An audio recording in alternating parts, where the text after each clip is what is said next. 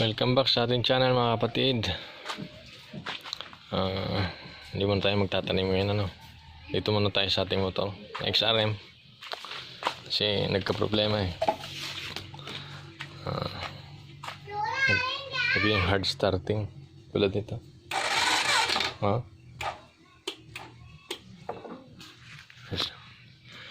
Nag-hard starting pero pag i-kick mo naman under naman.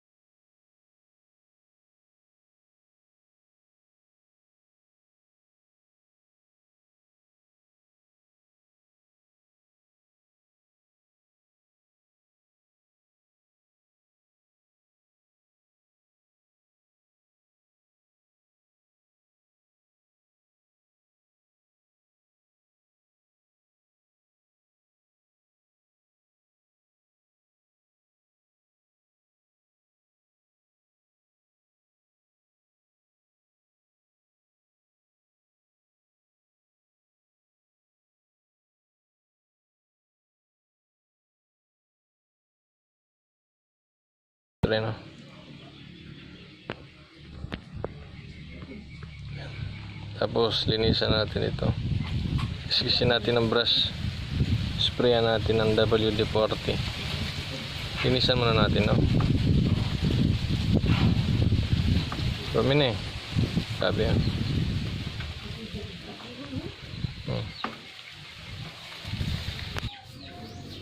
Ito na.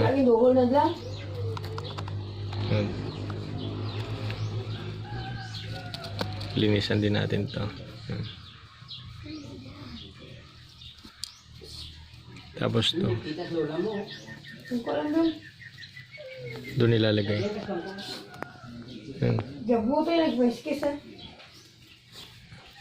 Punasan ko muna. Ito na po.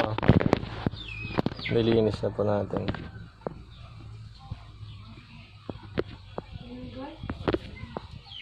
Yan.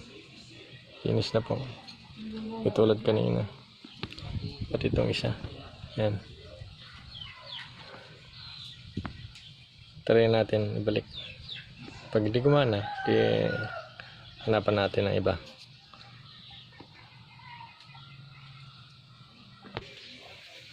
Ayan. Ay, kabit na po natin. Punasan ko lang. Try natin ulit.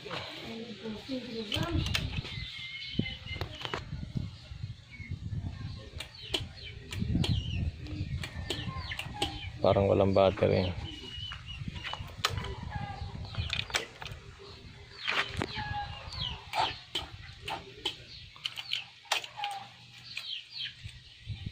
Wala pa rin mga kapatid. So may kick pa rin naman. May kick. Nilang maanda. Nalinisan na natin, no? So ayaw niya pa rin.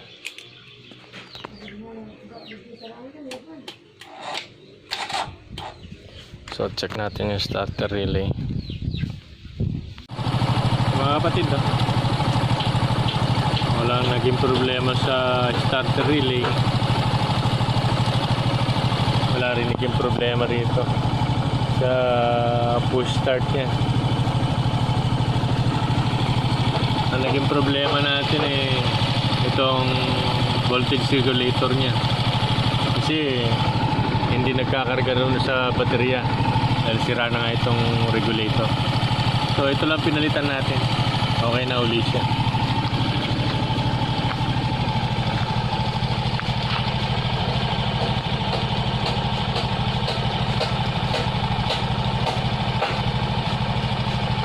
Okay na siya. Tayo natin ulit.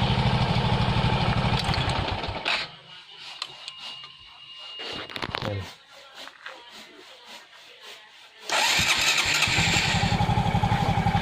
Okay na ulit, diba? Naging problema is yung voltage regulator lang. Ito lang pinalitan natin.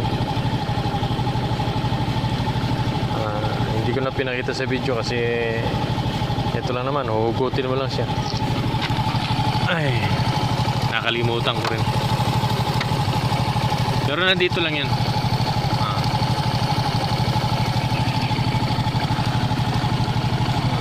Pagastos tuloy tayo. Mahal din na yun. 250 oh. Hindi man lang tayo nakahingi ng tawad.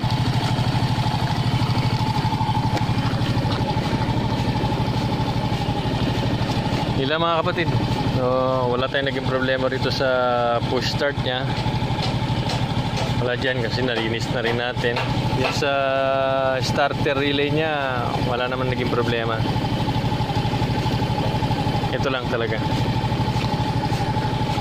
Hindi siya, nahirapan siyang mag-start kasi nga bagsak yung voltage niya. Yung voltahe ng battery bagsak. Hindi umabot ng 12. Hindi umabot ng 12. Kaya patay natin kasi nagkakarga na siya 14 plus na. Yan, start tuloy natin. Yan 12.3, 12.2. Kanina halos nasa 10 lang siya, 8. Kasi nga dahil dito kahit tumaandar hindi siya nagkakarga dahil sira nga itong regulator niya. Start ulit natin. Ngayon mabilis na lang, saglit na lang mga kapatid. I hope sana natutunan kayo, no? Paano mga kapatid, paalam.